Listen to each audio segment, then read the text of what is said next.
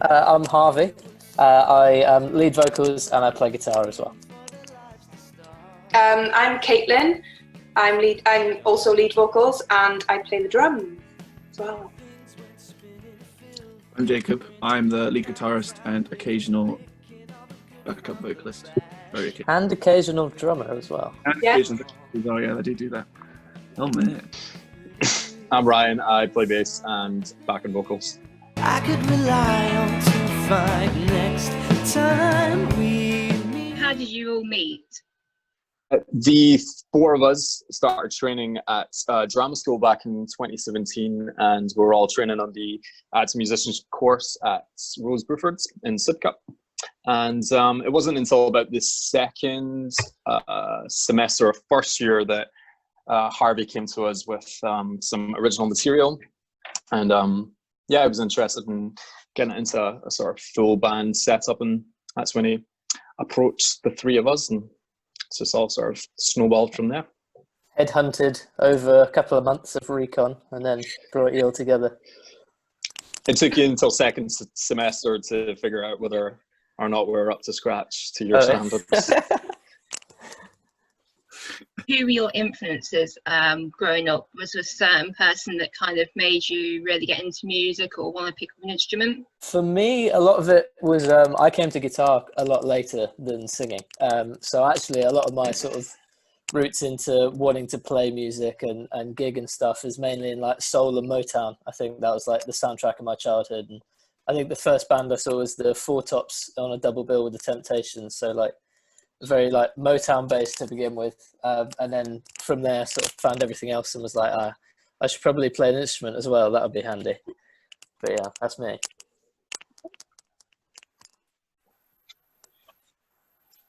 Somebody go. I'll go. I've got a lot of like Spanish music influence from my dad, who's like Gibraltarian. So like I grew up listening to like a lot of Santana, a lot of like really interesting like groovy tunes by like I don't know, the Police. I'm trying to think of any others. Fleetwood, obviously. Then you got like Fleetwood Mac, and then went through a phase of like listening to Pink and like Florence and the Machine, Haim, Maggie Rogers, and it's all kind of like come from rhythm mainly. And any kind of like strong female vocals, I'm like a bit obsessed with. But yeah, so then I started playing drums when I was quite young. I think I was like 10 when I saw my mother was a teacher, and she did like a Christmas concert one year, and one of her colleagues was playing the drums along with the children, and I had to go to support my mother. So I was a bit bored, and then as soon as this woman got on the drums, I was like, what is that? I would like to try that. And then I did. I hopped on the drums afterwards, and this kind of match made in heaven since then, really. I'm a drummer and I like that type of music. That's me. Who's next? I'll go next. So my dad was like a massive Elvis Presley fan, and I just thought he was the coolest guy in the world. And You're not kind wrong. yeah, and just kind of wanted to be a guitar player because of him. And then when I was about 12 or 13, I became obsessed with like Dave Grohl and sort of all his kind of umbrella of projects like Foos and Nirvana and Queens of Stone Age and Tenacious D and all that. And and that kind of from there kind of stemmed into like kind of punk music, so like the Clash or the Sex Pistols or things like that. So that's kind of where I kind of come from, basically, my music. So. I grew up with my parents listening to a lot of stuff like Average White Band and Yellow and stuff of that kind of ilk. My dad was a big David Bowie fan. And then, around about the same age as Jacob mentioned, around about kind of 11, 12, I was big into Bon Jovi and that kind of like 80s hair rock and metal kind of stuff. And I was starting to learn how to play acoustic guitar before first year at high school. And then my older brother got himself into a band and needed a bass player, and then bullied me into playing bass.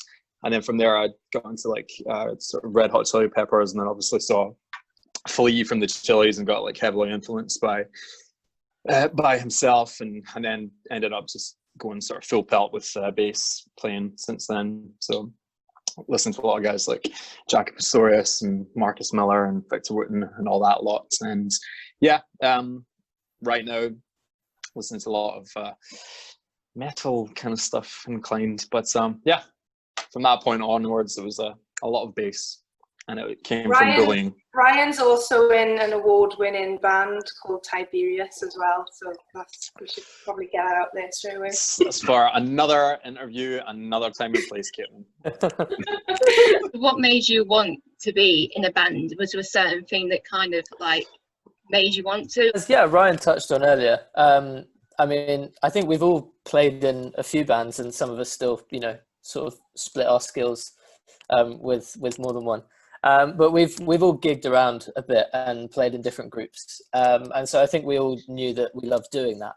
And then for me, it was I'd been writing a lot, sort of like in my late teens, and had got a whole load of songs together, and I was like, these aren't the sort of songs that I want to just stand on stage with an acoustic guitar and I didn't want them to sound like that. They had, you know, full arrangements, or like they could be really big. And so I really wanted to bring together a group of musicians that could, you know, elevate the sort of bare bones bits of music that I'd come up with and turn it into something bigger than that. And being in a band is just, you know, it's just fun. Like there's not much better really than getting on stage with your mates and creating something that you think is great and you can see other people responding to it. So I think for then it was just about finding the perfect people to make those songs become everything they could be. And so yeah, first year of uni, we all got together and started jamming through them, and then since then just it rolls on. For music that you do you have like, do your ideas come from like stories of things that have happened, or are they just really things that you just kind of made up? Yeah, a lot of like songs that we write. I mean, a lot of the way we start is I'll bring some lyrics to the guys and maybe a tune or something, and then we'll build it from there. But like the ideas in the songs, a lot of it comes from real life experience or feelings, and then sort of taking that and dropping it into something where you can grow it with your imagination. I think that as actors is what, you know, that's what we were training in for our degree. We just finished now. But a lot of the work that you're doing there is basically putting a bit of yourself into an imaginary place, and you know, a fabricated circumstance, and then letting the two sort of run away with each other and seeing what comes out of it. So yeah, taking, you know, things that have happened in real life or ideas and then letting them sort of grow a bit. Yeah. Okay. It's that thing, isn't it, of like Harvey will come to us with some lyrics, and like, I don't know about anybody else. Sorry, there's a train going past. Oh God, this always happens. Can't really hear it, so don't worry. Do not. Oh, great. Yeah, it's that thing, isn't it? Like you'll read like some of Harvey's lyrics, and then you kind of just go, "Oh my God, I felt like that as well." And then suddenly somebody else goes, "Yeah, I've experienced that as well. That's quite cool." And then you go, "This is what it means to create a sound based on a feeling or an experience that people share." And I guess that's why some of our songs people relate to, you know. I think there's a real balance because, you know, I think different writers are different, but I definitely feel for me that I connect with something best when I see something real in it that's come from me. But sometimes it's nice to sort of take that and then play with it. You know, writers like Elliott Smith, I think, is a great example of that. Like you listen to his stuff and you think, God, this sounds like you're reciting the details of something that happened to you yesterday. And then, you know, you'll talk to him, they'll chat to him in an interview and he's like, yeah, no, it sort of happened. And then I just made up the rest of it. But the detail that he brings to it, you know, or brought to it from himself is what kind of makes it relatable to everyone, but then also it has its own life outside of the writer, I think. And then anyone that can listen to it can kind of put their own ideas to it or respond to it in their own way. And I think that's important to have both of those going at once. Can each of you describe your music in 3 words? For me, soulful guitar pop. Okay, I like that.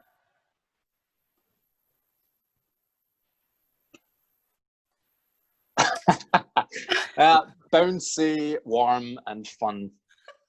Okay. I like that. Good. That can be the new handle on the website. Yeah, that'll be the one we put. I I'm gonna go with bluesy, jingly,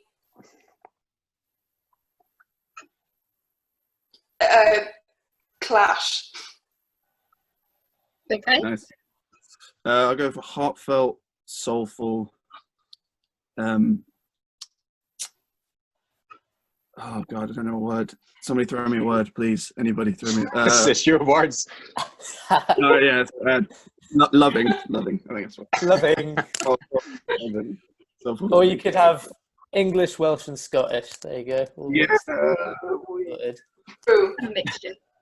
What do you think makes your band stand out from the others? I think I make the band stand out because I'm a girl and they're boys, and you don't usually find bands where there's 3 boys and 1 girl. And also, just like, there wouldn't be the level of harmony going on. I can think of wasn't- several other Loads of- bands there's with 3 loads of, guys yeah. and 1 girl. What are you talking about? But no, I feel that. I think there's it gives like a broader, I don't know, when you hear the female voice and the male voice singing together, I think there's like an elevated level of how you can understand the relationship in the lyrics and the relationship between the harmonies and the singers. And I think it just paints like a more detailed picture. And I think a lot of it, again, like, I mean, I'm dragging it back to our acting training now from our degree, but I think there's a theatricality to that, and like all being storytellers and being trained storytellers. I think we all bring that into the band, whether it's in the music we play or the, you know, riffing off each other when we're working out a lyric, or even when we're performing on stage, having that connection of, you know, people that are really comfortable getting up there and showing how they're feeling. I think that's something that we've got that's special.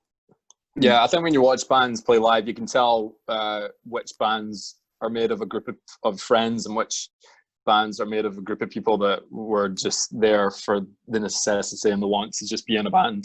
And I think, I think you can spot the difference quite easily. We end up like arguing. We can act as if we like each other because we're all actors, so it works perfectly. You can get away with it. Yeah, and we should be a lot better at interviews if we were acting through that as well, but you know. True. So do you have a favourite venue that you like to play? We obviously like doing a degree on the side of trying to also like push the bands, especially like the live gigs, has been really difficult over the last year, especially being in 3rd year. But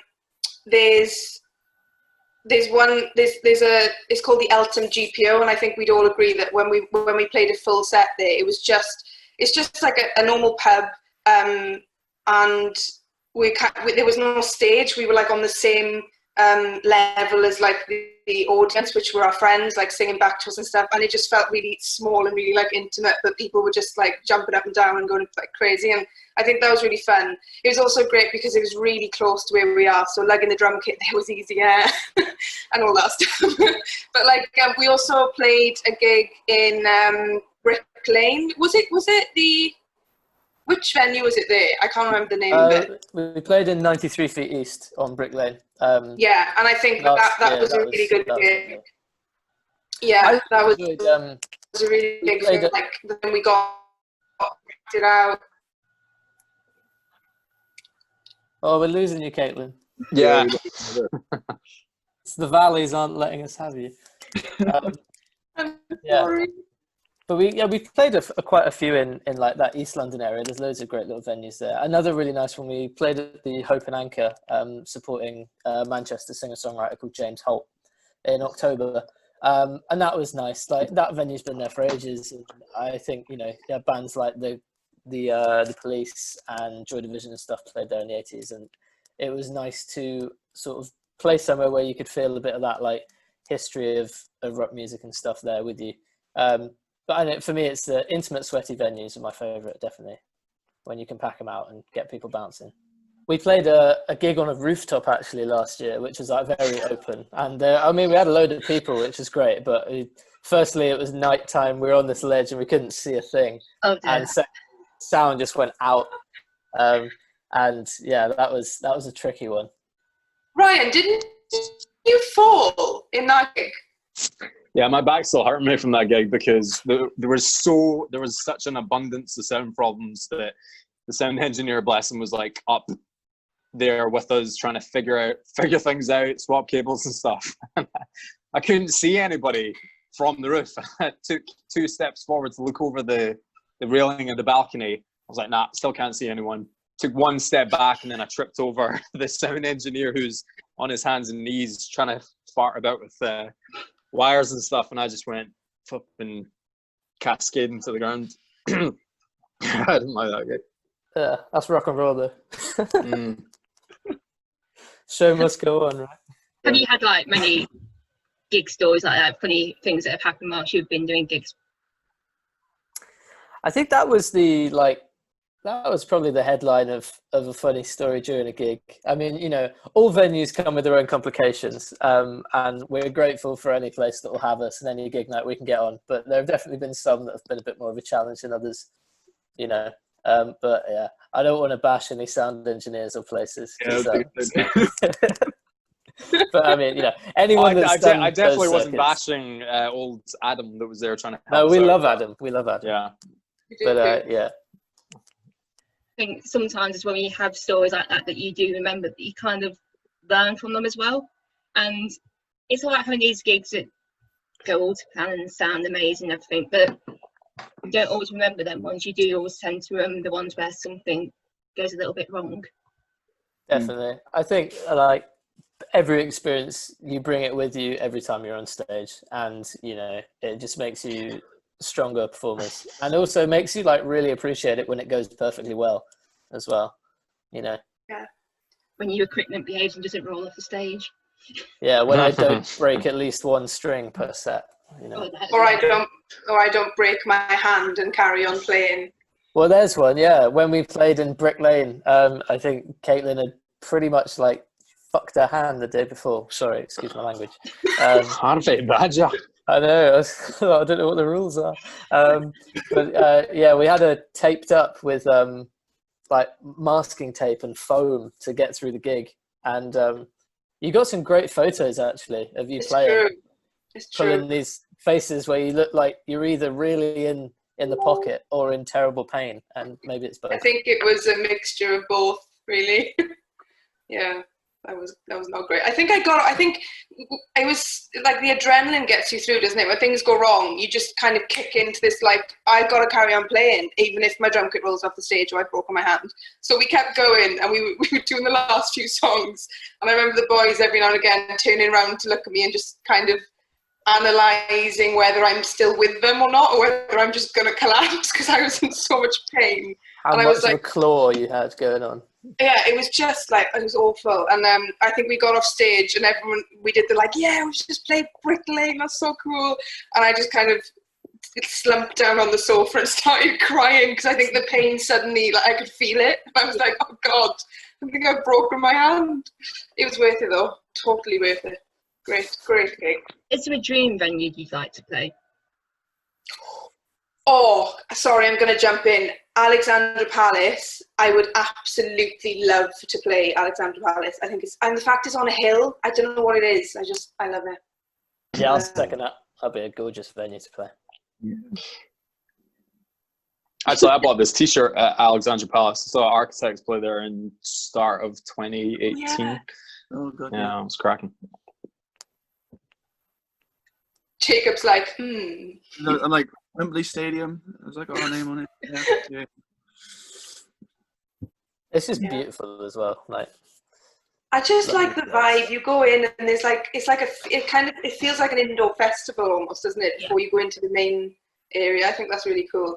Oh, and yeah, obviously, like, I don't know whether it counts as venues, but festivals in general. Like, we were lucky enough to actually play the equivalent of, I guess, what would be like a summer ball, is it, for the universities? And they called it Brewfest for Rose Brewford. And we played it twice, and we would probably have played it this year as well had COVID not taken over. But I remember, like, last year we played it, we were like later on in the night. Did we headline actually? Yeah, we technically we did before the DJ. And even though it was small scale, because Rose Brewford's quite a small campus anyway, it just felt like we were in Glastonbury with just like people. It was just amazing. I think that kind of festival vibe, especially in the summer when people are just like you know, the weather's good, people are singing along and dancing, and it's just great. I think any festivals would be up there to play as well. So what would you say the local scene is like for the music? Do you feel there's enough around to help bands like yourself out, or, you know, is there a lot of people that's out there that helps you put on a gig? Yeah, it's interesting because like being London based, it's you've sort of got like a bit of a catch-22 because you're like, oh, I've got to get to London because that's where the scene is, that's where all the labels are, it's where all the venues are, and then you're like, that's what everybody else says too. So you end up having a really like quite saturated market of loads and loads of bands. But what that does mean is that you get loads of gigs. So, I mean, we're on a few like mailing lists, and we have a few promoters that we talk with. And I think, you know, if we were trying to book up a load of gigs, it would be really easy to do that. The trick is getting ones where you get like decent pay for. So it's sort of finding that balance of how many times do you want to play, and then also can you like earn a bit of money off it as well. And that's the trickier thing, I think. Is there anything you'd change that you think would improve the help and with the local scene? I've been and mentioned that we came across a pretty good initiative set up by a lovely French man. Am I right in saying he's French? And it was called, yeah, it's like an app for musicians in the UK, I think mainly in the UK at the moment, called Gig Ride. And the idea of that is that it's kind of like looking to rent a house or like going on a dating app or whatever. You put in exactly what you want as the band, and then it kind of pops up with suggestions of gigs. So rather than the kind of pestery thing of going up, you know, being in the bar with your mates and then like slipping a big Wednesday card across the counter and being like, we'd quite like to play here, can you pay us? And not knowing if the venue want to do that type of thing. It kind of reverses it to go, well, it puts the control in your hands where you go, okay, actually, we want a gig on this date in this area for us of London, and it would be nice if we could earn 40 to 50 quid for a half an hour set or whatever, you know, and we put that in and it comes up. So that's a really good idea. I don't know if there's anything else you can think of, guys, that... No, I mean, what would improve would be a bit more of that. And, you know, like we could spend hours bashing current government about a lack of funding for stuff. Obviously, I know we've had the big old saviour package recently, but, you know, more is always welcome and really necessary, I think. So I think like more funding to like initiatives like that, and more to help grassroots music, I think, come up in smaller venues. Obviously, you know, you've got your dream venues like Ali Pali and places like that, but no one ever gets to those if the beginning isn't really well supported. And I think those venues need to be supported so that they can put on gigs for, you know, up and coming bands like us, but then we can continue to do those and we can get paid by the venue for that. And I think giving the power to the venue to be able to host its own music would be a really useful thing for musicians. And then you don't get stuck with too many sort of middlemen of promotion companies. There are some great ones out there, but then there are also, you know, we have played a couple of gigs where they, you know, they don't give you a hand in the promotion of the event. They turn up on the night, they've never heard your music, and then they take, you know, all your money at the end of it. And I think like giving the power to the venues in that way to be able to pay their artists to play would be a really beneficial thing. And it's getting out of that frame of mind, especially from a performance like place. I guess like up until we've chosen to do this professionally now, especially before Bruford, I don't know about you three, but I was always so used to being like, oh, the local club in my area needs a drummer and a singer, go and do something for free because it's, you know, because your family are there and it's nice, and you kind of get into the habit of going. Yeah, you forget that actually what you're providing is like a skill, but it's also entertainment, and it's also, it wouldn't be there if you didn't do it, and people want it. So it's that awkward thing of going, people assume that because you've got a skill or you've you know honed in on your craft, that you can just do it for free because it's natural to you. And it's like, no, I've actually, like, each one of us have probably put a lot of time, money, and effort into our individual skills, and now as a group as well. And it does cost money. You know, for anyone starting out, I'd say just beware of that, because it's little things that you don't expect that cost more than you'd probably like to put in out of your own money, because it's a risk. You know, we've been so lucky with people like accepting our music and being really supportive of it, and like genuinely, I think, saying that they enjoy our sound. But for a lot of bands, I know bands my age that have been going for a lot longer than us, and they haven't got to where we are because of the area they're in. So for me, they're from like the valleys, which is a bit deprived. It is deprived, and they can't afford to hop on a megabus to London and try and arrange a gig and stuff. It really does come down to, and then it kind of puts like a bit of a line between like artists that you know, where like mum and dad can just kind of go, we'll pay for you to record an album, and it's that difficult For thing sure. of being, it's difficult, isn't it? It's like, like there's a massive class issue within the arts, and I think like one way of tackling that from the smaller groups rather than the trickle down is musicians really making sure that they're not being taken advantage of. And so I think like you should be paid for your music in an ideal world, or at least be getting something out of it that's worth at least what you're putting in. We all do trade-offs and free gigs, and that is kind of how you get the wheels turning, but you just got to keep an eye on it. We've had so many free pints thrown in, haven't we? Yeah. Like, oh, we'll give you 20 quid to split between you, and we're all going, okay, that just about covers the train there, that's £5 each. And then they'll be like, but we'll throw in a round of drinks, and we're like, great. Well, it's always a good idea in the evening, and then the next day you're like, oh no. But it's a difficult one, like you say, because like you say, you've got to start somewhere, but it feels like you need the money really to start, and if you don't have that, there's only so far you can really go, and it shouldn't really be about the money. It should be about your music and being able to get it out there. But like you say, if you haven't got the money, you can't really do that, and it is a difficult circle as such, and it shouldn't be like that. But then, like you say, there should be something there that is in place so the ones that can't afford to do things like that can still go out there and still do what they love, really. It shouldn't be about money, but like I think everything seems to be about money nowadays, and it shouldn't be. I mean, it forces you as artists to like be a bit creative in how you can get the things that you want without having the money to sort of kick you off. And we've done Kickstarter campaigns before, and we've collected friends together with lots of different skill sets to develop things for us, like videos or whatever, and done that on zero to no budget. And we're lucky that we've got those contacts that we can draw in for that.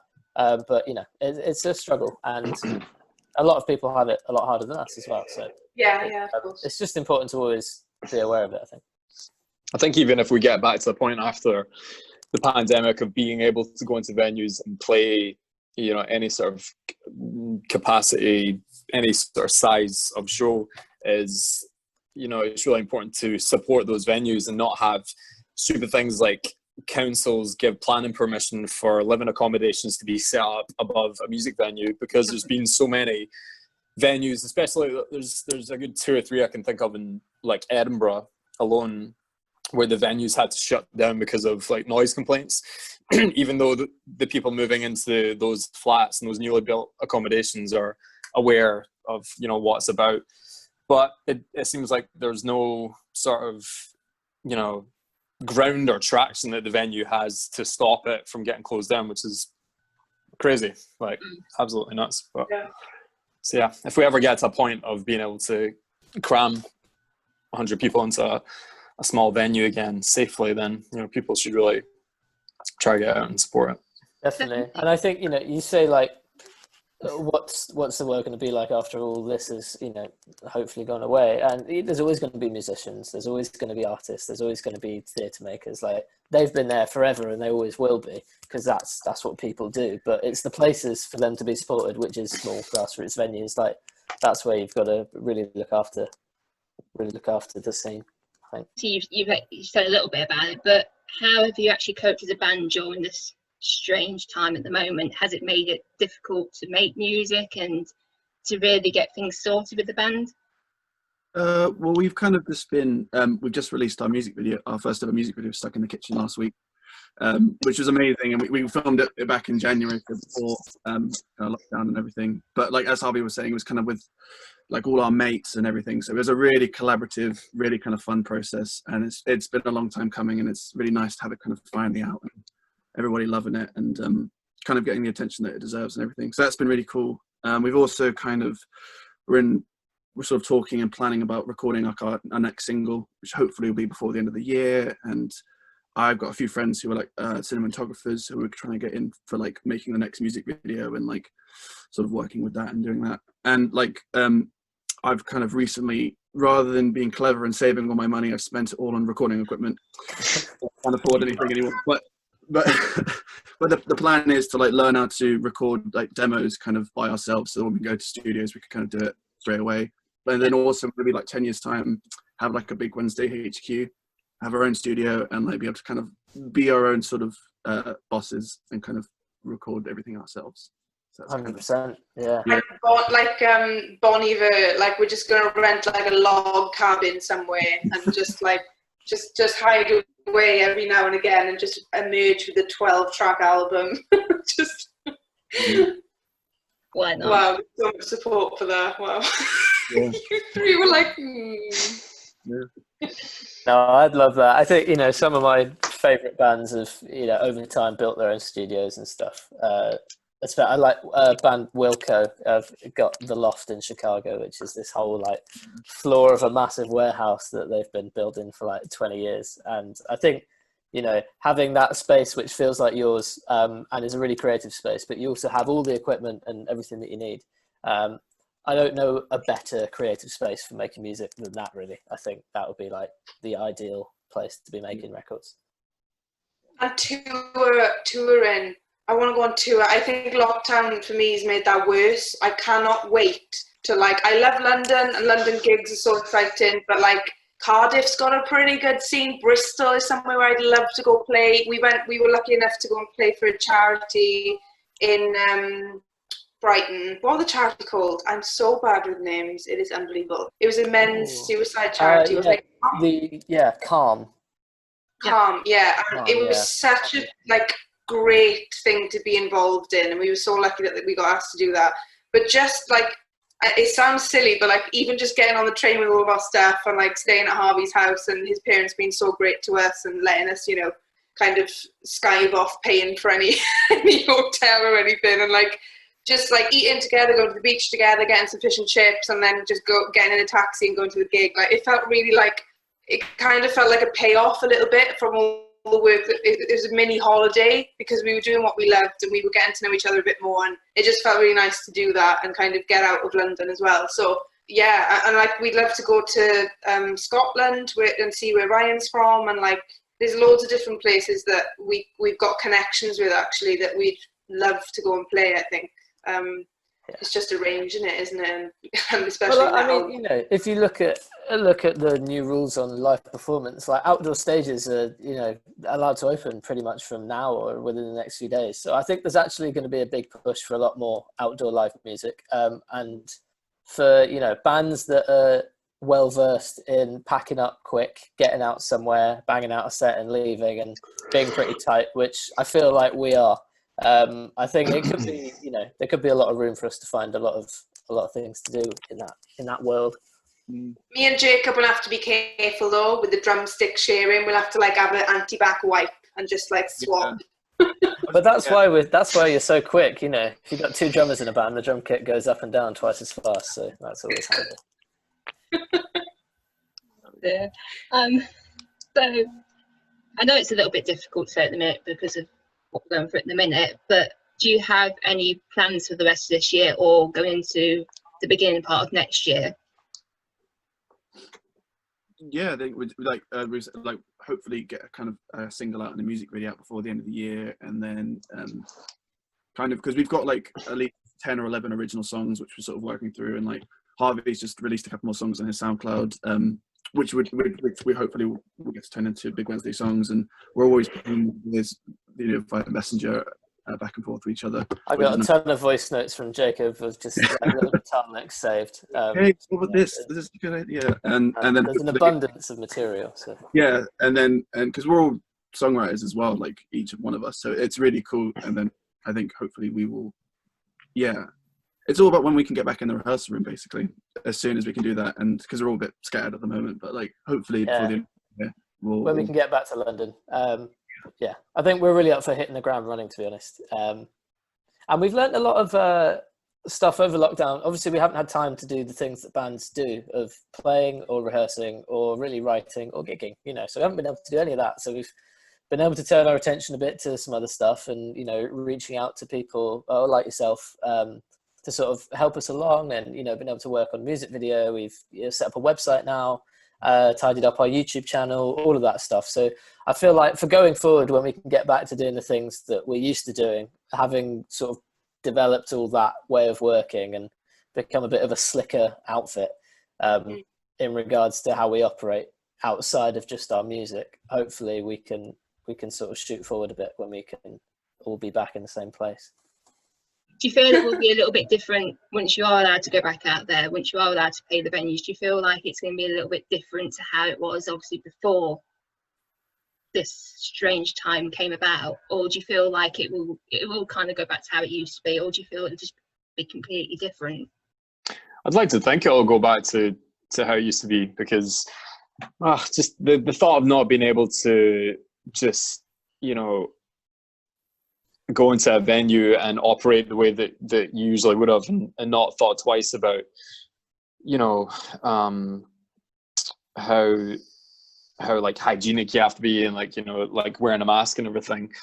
It's yeah, I'd hope that before long, you know, maybe in 12 months or something, that all of this will just be like a bad memory, and, you know, and it will be back to some, you know, pretty much how it was. But I think for the foreseeable future, maybe within the first 12 months, it probably is going to be some, kind of like stripped back version where X amount of people are allowed in the venue. You're not allowed to be a hand's distance within each other, and we're probably going to be up there singing through masks. I think it's interesting, isn't it? Because I think one thing that will change, that's a good thing, I think there's going to be a lot of happy people in the place, you know. I think when people finally are able to get back in a venue, see live music, like, there isn't really much more on the top of my list of things that would make me feel good right now is just going to see a band in a pub somewhere. So I think there's going to be a lot of joy and a lot of people really, really appreciating being able to be in a room with people making music. But that said, you know, we were working on some like theatre stuff with our degree right up until lockdown happened. And so one of the things we've seen in the theatre industry actually is a lot more live streaming and being able to watch performances that are being filmed live and done over the internet. So it'll be interesting to see if any sort of big music gig streaming sort of platforms pop up, because I could definitely see a market for that. Of if you can't have a full capacity, but you can pay a reduced ticket fee to, you know, watch a band that you love from the comfort of your sofa, then, you know, I think there'd be room for that as well. So, yeah, it's a bit of give and take. I think that pub toilets will be cleaner, and that's only a good thing. That is only a good thing. You know, there's not going to be the sticky floors. It's just all going to go up a notch with cleanliness, which for me is like a good thing. I don't know. I quite like my, you know, boots sticking to the floor as you walk on stage. How? Because it's Feel not grounded. I'm spin hot. I think as well we'll enjoy the whole, all of the process of playing gigs again, in terms of like I had a dream a few weeks ago where we played a gig, and I remember afterwards, it was all that packing down after the gig, and I woke up and I was like, even just packing down the stuff, I just miss doing that. Oh god!